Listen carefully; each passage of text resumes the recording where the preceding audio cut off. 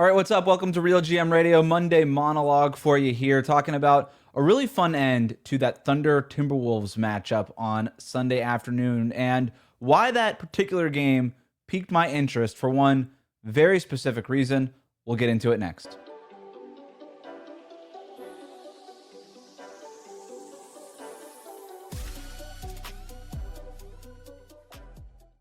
All right, what's up, everybody? Real GM Radio Monday monologue here, talking about the end of that Thunder Timberwolves game. And this was a game that I had circled for the last few days. I was really excited about it. Sunday, 1 p.m. Eastern time slot. And so Saturday, I was at the beach celebrating my mom's 60th birthday. And so I wanted to make sure Sunday morning, got up early, got on the road, and then made sure I was on my couch for that 1 p.m. tip-off. Didn't exactly succeed. Ended up missing the first part of the game, but my wife drove. I put the game on my phone, and so I watched this whole thing start to finish either way. And I got to tell you, it lived up to the hype. I know that the final score maybe doesn't show that, but I really think that this game was super competitive throughout, and there are a lot of really interesting takeaways from this one. So let's just jump right into it. I'm going to start with the fourth quarter.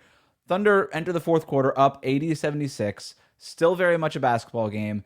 And this is that portion of the game where for the Thunder, Shai Gilgeous-Alexander spends the first few minutes of the fourth quarter on the bench. And then for Minnesota, this is also when Anthony Edwards gets his break. And I've always been really interested in this pocket of the game in Thunder games because it typically is when Jalen Williams can kind of step up and run the offense in high leverage moments right in the fourth quarter. We obviously see Jalen Williams do it a little bit in the first half too when Shai gets his rest. But these are these high leverage fourth quarter moments. But with Jalen Williams out, it's been AJ Mitchell's place lately. Now that Mitchell is back and healthy, and Jalen Williams obviously still sidelined with his lingering injuries. So now AJ Mitchell is kind of playing that Jalen Williams role, where Jalen Williams was playing the SGA role. The fact that the Thunder just have so many guys who can step into these kinds of spots and still deliver is incredible. AJ Mitchell hits a floater to put the Thunder up 82-76 to start the fourth quarter, and we're starting to move. Okay, so Mitchell has good chemistry with Chet Holmgren. They could run those similar guard screens, those small screen and roll actions that the Thunder love to get to with Shai. They like to get to him with Jalen Williams. They obviously like to get to him with AJ Mitchell too, but AJ Mitchell has nice chemistry with Chet Holmgren, which I also think is sort of an underrated part of his game also. So you've got Mitchell doing his thing to start the quarter off for the Thunder. Meanwhile, for Minnesota, Ant's on the bench, and they throw the ball to Bones Highland. And it was a rough first couple of minutes for Bones here. Misses a couple of shots, including a layup. That missed layup leads to an alley-oop. AJ Mitchell finds Chet Holmgren for a lob. And this is where I'm really starting to think about Rob Dillingham while I'm watching this game. If the Timberwolves ultimately don't do what they want to do, right? They don't get to the NBA Finals, win a championship, whatever it is.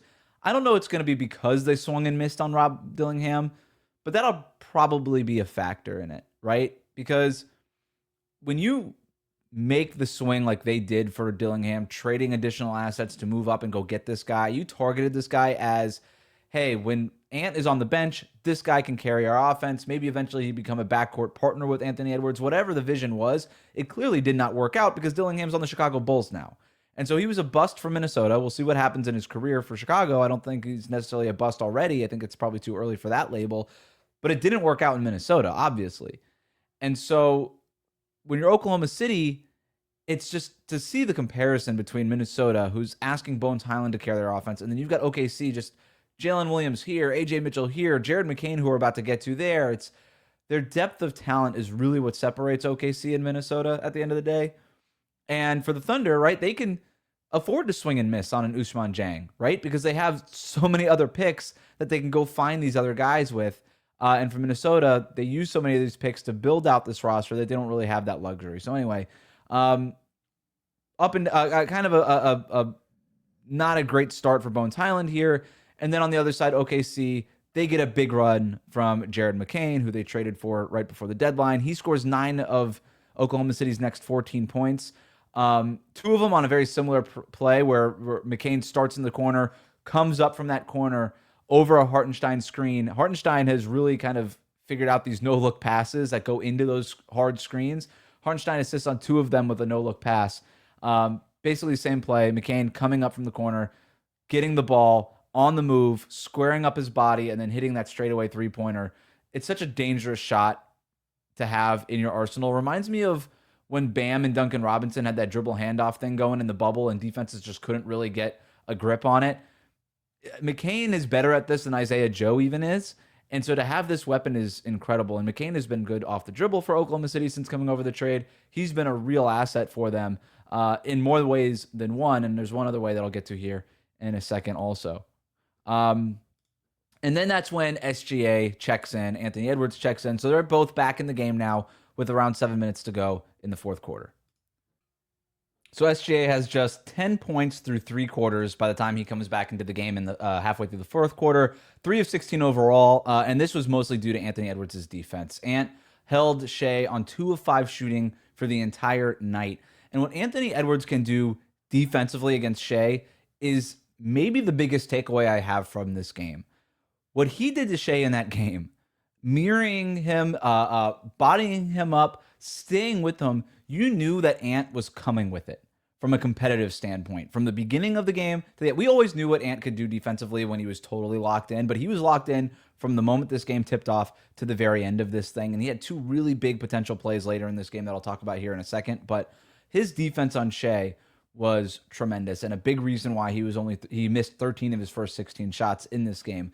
But we're going to put a pin in that matchup here for a second because coming up next, Jared McCain, he gets a steal, and that leads to an SGA layup. That kind of gets SGA going a little bit. He's up to 12 points for the game at this point.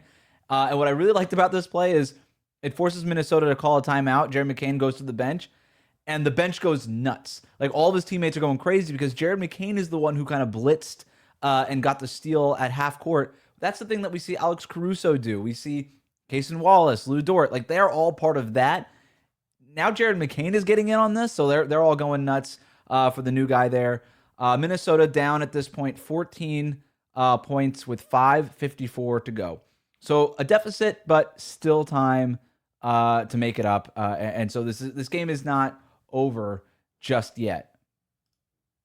And gets to the line, then makes a bank shot. All right, Minnesota down 13. Now is the swing moment, I thought.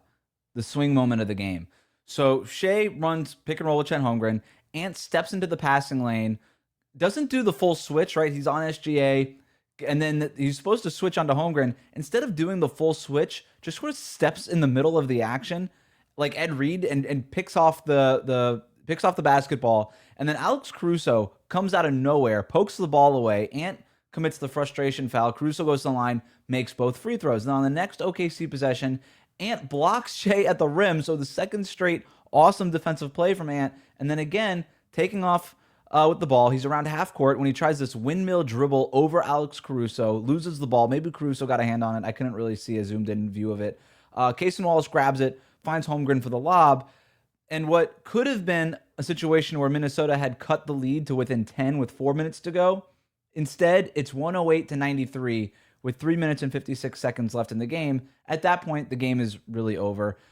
Shai scores 6 points over the next minute and a half to get to his 20-point mark and extend his streak. I didn't have a problem with it. I think they needed that extra push just to really put that game away. But I will say, I didn't have a problem with it. Shai was aware of it, all right? He was definitely aware of the 20-point streak in that moment. He gets his 20 points. He hits that turnaround baseline shot, gets fouled, and then goes to the line. So he hits the baseline jumper for his 18th and 19th points, gets fouled, goes to the line, gets that 20th point, and then goes to the bench right after, and he's celebrating with his teammates. So everybody was aware of it. I'm okay with it, right? I didn't have a problem with Bam going for the 83. I don't have a problem with Shai staying in until he got the 20. It's fine, but he was definitely aware of it. Let's not pretend like he wasn't. My conclusion in this game, I thought that this game was closer than the final score ultimately showed. OKC fans will tell you it's because Shai didn't shoot well. But Shai didn't shoot well because Ant's defense was at that level.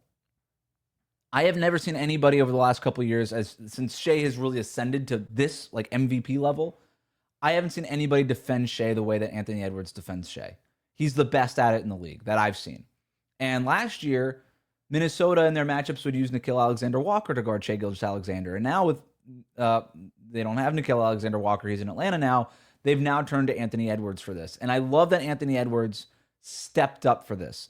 And this goes back to my scout on Anthony Edwards when he was playing for Georgia. he would routinely pick up the best ball handler at the end of those games in college, despite the fact that that Georgia team was not very good and had no chance. Like, they were better in the SEC tournament than I think a lot of people expected them to perform. And Ant during the SEC tournament, I came away so impressed. And that was the draft with, it was Ant, Wiseman, and LaMelo at the top of that draft. And a lot of people were sort of like, I don't know if there's a true number one in this draft. I'm like, Ant is that dude to me. I loved Anthony Edwards coming out of the draft. And now that that competitiveness is sort of his identifiable characteristic now as an NBA player, we all know about him as a competitor. And to me, we could talk about the big offensive numbers and the big offensive scoring nights that he has. It shows up on the defensive side of the ball more than anything with me when it comes to Anthony Edwards and what he could do on the, like, when you compare Ant to his peers, and I'll include Shai Gilgeous-Alexander in that group, Donovan Mitchell, Jalen Brunson, like the guards that are scoring 30 points, right? You compare Ant to his peers, what he can do defensively far surpasses any of those guys. And I include Shai, who is good defensively, but Shai is more of a disruptor, sort of, I'll pick your pocket, I'll jump a passing lane, I'll create some turnovers, which is all very important and valuable, especially with the way that OKC plays. But Ant gets to this other level where he just stops you from getting dribble penetration, gives zero quarter whatsoever. When he really locks in, he is mirroring your movements. He is stepping with you. He's just not going to give anything up. Like, he just hits this other gear defensively than any other of his peers can hit. And that's what makes Ant so interesting as a two-way player. The other side of it, though, is that you would like him to just be a little bit more dialed in, the way that Shai is, right? Shai, even when he's not shooting well, is making the right play. He's not turning the ball over. He's completing everything up until the shot goes up. And with Ant, it just feels like so often, whether it's his passing that kind of comes and goes, or these two instances in the game that could have been a swing moment that cut the lead to within 10, ends up kind of leading to these two turnovers that power this OKC run and end the game. It would have just been nice to see Anthony Edwards complete those plays. And that I am one of the biggest Anthony Edwards fans there are outside of Minnesota. And still I'll sit here and tell you, there's just too many times where it feels like he's not completing the play, that he's not totally dialed in, that he's not 100% there, that he's just an inch away from being maybe the best player in the league. And I thought that was really apparent in this game. We've gone this far without talking about Julius Randle. Another big takeaway I had from this game, the Thunder had no answer for him. 32 points on 11 of 18 shooting.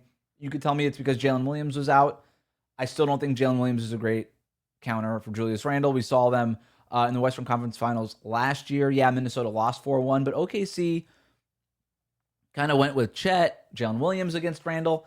Didn't really feel like they ever had a real good answer for Randle, even though he was up and down for the series. That kind of also felt like a Randle thing for me. Maybe the greatest answer for Julius Randle is just be like, well, I don't trust him to be great the entire series. He's going to have some classic Randle clunkers throughout a 7-game series. Maybe that's ultimately the answer there. But, you also go back to why they lost 4-1, and a lot of people will point to Julius Randle and his up and down series being the reason why. I really thought it was because it was Anthony Edwards, right? You look at Edwards' series, 18 points in game 1 of the Western Conference Finals last year. They lose that game, blowout to the Thunder. 32 points in game 2. It was closer. Classic 30-point game on 70% shooting, 12 of 17 shooting for Ant in game 3. That was the one game that Minnesota won. And then you're like, oh, well, maybe they could, it's 2-1. Maybe Minnesota can climb back into this. They have game 4 at home. And then 16 points and 19 points to close the series on less than 40% shooting in each of those last 2 games. Ant just didn't step up at the end of that series. And that was a really tough playoff stretch for him. It kind of looked like he was gassed at that point. But he was also a little bit too reliant on the 3-point shot. And this year, he's really improved the mid-range jumper. That's going to be a weapon for him in the playoffs. And then if he's doing this defensively, if they're going with Ant on Shai as opposed to Nickeil Alexander-Walker, obviously now, maybe it's not going to be the entire game for an entire series, but the fact that Ant can do this against Shai and clearly bother him in a way that nobody else in the league can, that to me is a really big deal. So right now, you look at the playoff picture, the Thunder and the Wolves are on opposite sides of the bracket. If they were going to meet in the playoffs, it would be the Western Conference Final. They could end up on the same side if Minnesota swaps places with the Rockets or the Nuggets for the 4th or the 5th place spot. Then we'd be potentially looking at a second-round matchup between the Thunder and the Timberwolves. But that's why this was such an interesting game for me. Ant's defense on Shai, and if Ant shoots better overall, And if this Julius Randle thing is still an issue for the Thunder, especially with Jalen Williams still dealing with these injuries, I'm looking at this matchup, right? It's just something that I'm keeping my eye on. And that's my biggest takeaway more than anything after Sunday. If these two teams meet in the playoffs, I wouldn't go so far as to say I would pick the Timberwolves in a series, but after Sunday, I'm going to think harder about it.